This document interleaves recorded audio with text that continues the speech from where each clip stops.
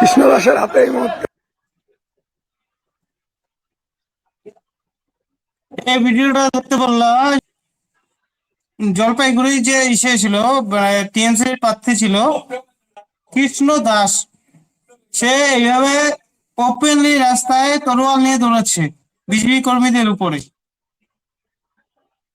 হারার পর হারার পর যেদিন রেজাল্ট বের আচ্ছা। হলো সেদিনকার বিকালের ঘটনা ও, এটা, 4 তারিখ বিকালের ঘটনা। তারপর গ্রেপ্তার হয়েছে কি হয়নি? গ্রেপ্তার তো এখনো অব্দি হয়নি, আর গ্রেপ্তার আচ্ছা, হয়নি এবং পালিয়েছে। এটা কি নমস্কার। টিএমসি সংসদ? নমস্কার, আমি নারায়ণ, আর আপনারা দেখছেন জেটিভি বাংলা। আর আমাদের সঙ্গে আছে জেটিভি বাংলার এডিটর জয়ন্ত বর্মন। আর কিছুক্ষণ পরে যুক্ত হওয়ার কথা বিজেপি নেতা গোপাল বর্মন। ঠিক আছে, আমরা এর আগে আলোচনা শুরু করছি। গোপাল বর্মন কিছুক্ষণ পরে যুক্ত হচ্ছে আমাদের সঙ্গে। এবার আমাদের এডিটর জয়ন্ত বর্মন কিছু প্রশ্ন রাখছে, দেখি কি প্রশ্ন করেন। প্রথমত আমার প্রশ্নটা হলো যে টিএমসি নেতা মানে এমএলএ দাঁড়িয়েছিল প্রার্থী টিএমসি জলপাইগুড়ি ডিস্ট্রিক্টে, তো উনি কি করলো? হ্যাঁ, ওপেনলি ধারালো অস্ত্র নিয়ে মানে রাস্তাঘাটে দৌড়াচ্ছে, বিজেপি নেতাদের উপরে মেরেছে। এতে 5 জন বিজেপি কর্মী জখম হয়েছে। আর এখনো অব্দি আমার কাছে যা রিপোর্ট আছে, পুরো পশ্চিমবঙ্গে এখনো অব্দি 2 জন বিজেপি কর্মী মারা গেছে। এদের উদ্যত, এদের যে একটা সাংস্কৃতিক, এদের সংস্কৃতি এটাই, এরা আতঙ্ক ফেলায় রাখতে চায়, আবার পুনরায় আতঙ্ক ফেলায় বিজেপিকে দমিয়ে দিতে চাচ্ছে। এরা ভালো করে জানে হিন্দুরা কোনোদিনও লড়াকু হয় না, সহিংসু হয়।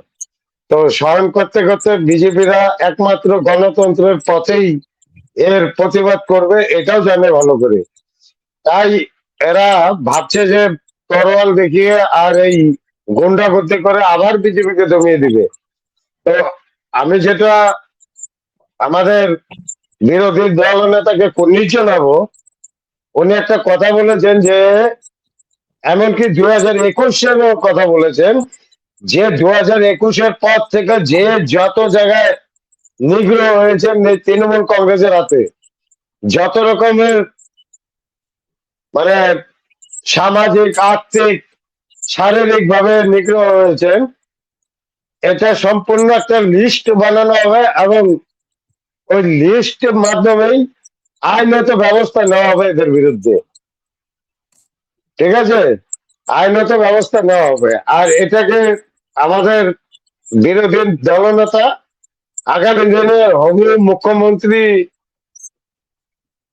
হলে হতেও পারে, এটা ক্লিয়ার বলতে পারছি না। কারণ ভারতীয় জনতা পার্টি এমন একটা পার্টি যে তাদের যে বিধায়করা বসেই সিদ্ধান্ত নিবে যে কে পরিষদীয় দলনেতা হচ্ছেন, আর যে পরিষদীয় দলনেতা হবেন সেই আগামী দিনের মুখ্যমন্ত্রী। কিন্তু আমাদের শুভেন লাঠি লাঠি লাঠি দেখো, দেখেছো? দেখে নাও, লাঠি দেখো।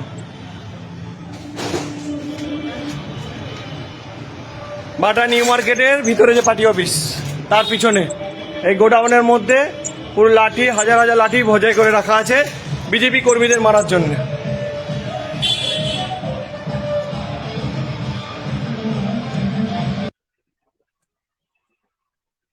এবার যদি বাংলায় পরিবর্তনটা না হতো, এতক্ষণে প্রায় 1,000 খানেক ভারতীয় জনতা পার্টির কর্মী সমর্থকের লাশ পড়ে যেত, হাজার হাজার বাড়ি ভাঙা হতো, লাখো লাখো লোক আজকে পলায়ন করতে বাধ্য হতো পশ্চিমবাংলার বুক থেকে।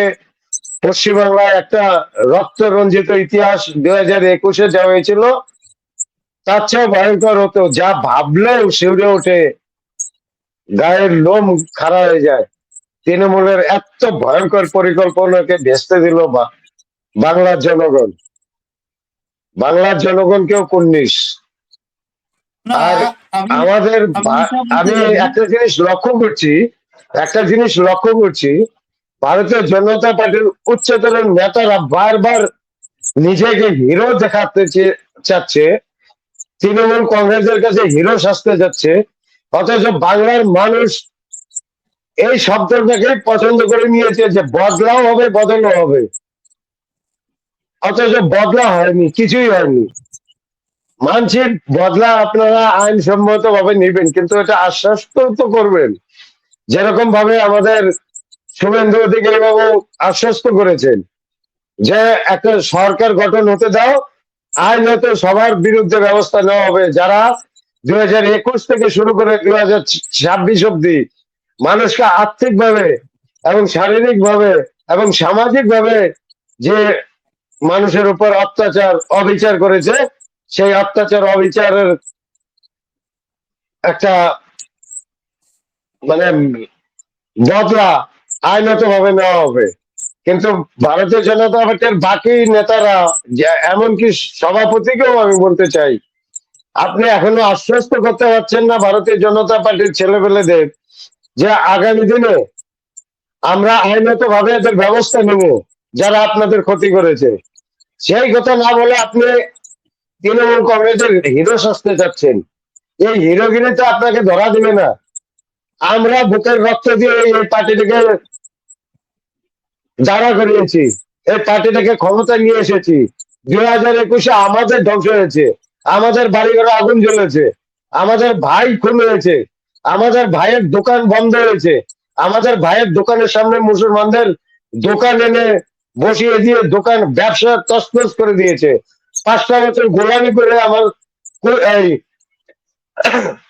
আচ্ছা খাসা ব্যবসা ছেড়ে ভিন রাজ্যে গোলামি করে আমাদের জীবন কাটাতে হয়েছে।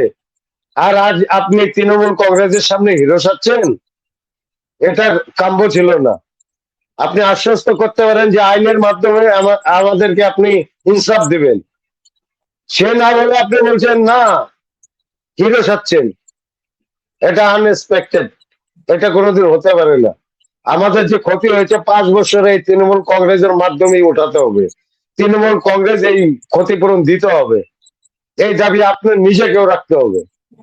প্রয়োজন পড়লে আইনের মাধ্যমে নিন, যেভাবে আমাদের বুলডোজার বাবা করে, সাইনবোর্ড লাগিয়ে দিয়ে চড়ায়াতে যে যারা সরকারি সম্পত্তি ভেঙেছে বা পাবলিক প্রপার্টি ভেঙেছে তাদের কাছ থেকে উসুল করা হয়, ঠিক এইভাবে উসুল করুন আপনারা। উসুল করে আমাদের যাদের ক্ষতি হয়েছে, আমাদের মতো সাধারণ ব্যক্তিদের, তাদেরকে আপনি ভর্তুকি দিন। 2021 থেকে 2026 ব্যবসা শেষ, সামাজিক প্রতিষ্ঠার কথা ছাড়েন। 5 বছর ভিন রাজ্যে গোলামি করে জীবন জীবিকা নির্বাহ করছি, ভালো ব্যবসা ছেড়ে। এরকম অসংখ্য ভাই আছে আমার, আমি বলে না আমারটা নাই দিন, আমার দরকার নেই। এরকম অসংখ্য ভাই আমি জানি, নিজের মাতৃভূমিতে থেকে একটা ব্যবসা করা প্রতিষ্ঠিত করার জন্য কতখানি সংগ্রাম করতে হয়, কতখানি সংগ্রামের মাধ্যম দিয়ে একটা ব্যবসা প্রতিষ্ঠা তৈরি করা হয়। আর সেই ব্যবসা প্রতিষ্ঠা যখন তছনছ করে দেয় তৃণমূল কংগ্রেসের লুম্পেন বাহিনীরা, আপনারা কি, আপনাদের কি হয়েছে? আপনাদের কোন 10 পয়সা ক্ষতি হয়েছে বলেন? প্রকাশ্য মাইকে বলুন না যে আমার এই ক্ষতি হয়েছে। আপনারা 4টা 5টা সিকিউরিটি পান, আপনাদের গাড়ি বুলেট প্রুফ, আপনাদেরকে কেউ টাচ করতে পারে না। কিন্তু আমরা যে ঝান্ডাটা নিয়ে এই মাঠে ময়দানে থাকি না, আমাদের জীবনটা হাতে থাকে। কারণ তৃণমূল কংগ্রেসের লম্পট বাহিনীর হাতে যে কোনো সময় মৃত্যুবরণ অব্দি করতে হয়, যেভাবে 56 জন কার্যকর্তা 2021 পর মারা গিয়েছিল। তো কাজেই আপনারা যে নেতাগিরি করছেন, এই নেতাগিরির মধ্যে কিছুটা ভুল আছে, সংশোধন করে নিন। আমার পছন্দ হয়েছে আমাদের বিরোধী দলনেতা যে কথা বলেছে, আপাতত বিরোধী দলনেতা, আগামী দিনের জন্য সম্ভাব্য মুখ্যমন্ত্রী, ওনার কথাই আমার পছন্দ হয়েছে যে প্রত্যেকটা হিসাব হবে, আর হিসাব দিতে হবে। যার যে ক্ষতিপূরণ হয়েছে লিস্ট বানান, 2021 থেকে 26-এ কার কি লোকসান হয়েছে লিস্ট বানান, আপনারা নিন লিস্ট নিয়ে আইনত কিভাবে কি এদেরকে সহযোগিতা করা যায় করুন, আমাকে করতে হবে না সহযোগিতা। আমি দেশের জন্য মরতে রাজি, এতটুকু অব্দি তৈরি আমি।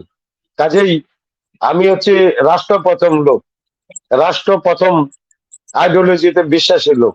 আমার ব্যক্তিগত ব্যাপার নিয়ে আমি এই ভিডিও বানাচ্ছি না, আমি বানাচ্ছি যে অসংখ্য ছেলেরা যে ধ্বংস হয়েছে, অসংখ্য মানুষ যে ধ্বংস হয়েছে 2021-এর পর থেকে 26 অব্দি, তারপরেও যে ভারতীয় জনতা পার্টির পতাকাটা ছাড়েনি, তাদের জন্য বলছি। তাদের যে লোকসান হয়েছে, ক্ষতি হয়েছে, সেই ক্ষতির একটা লিস্ট বানান এবং এই ক্ষতি পূরণের একটা ব্যবস্থা করুন। নমস্কার, আজকে এটুকুই থাক নাকি?